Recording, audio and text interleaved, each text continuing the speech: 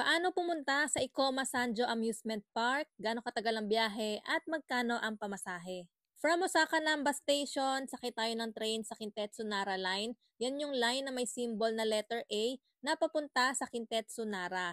Tapos, baba tayo sa Icoma Station, 490 yen ang pamasahe dyan, and around 20 minutes ang biyahe. Then, sundan lang natin yung mga signs na papuntang cable car for Hosanji Icoma Sanjo hanggang sa makita nyo tong Torimai Station. Bili tayo ng ticket sa ticket counter and take note na cash lang ang mode of payment nila.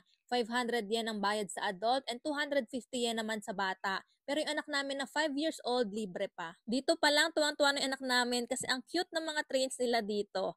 Anyway, around 5 minutes lang yung biyahe niyan. Isang station lang yan. Baba tayo sa Hosanji Station kasi ta-transfer pa tayo ng isa. Lalakarin lang ng konti, medyo paakyat nga lang pero malapit lang naman. Sasakay pa ulit ng isang cute na train and from here, 3 stations away na lang yan and around 7 minutes ang biyahe hanggang sa makarating dito sa Icoma Sanjo Station. And ayan na, paglabas ng station, ayan na yung entrance ng Icoma Sanjo Amusement Park.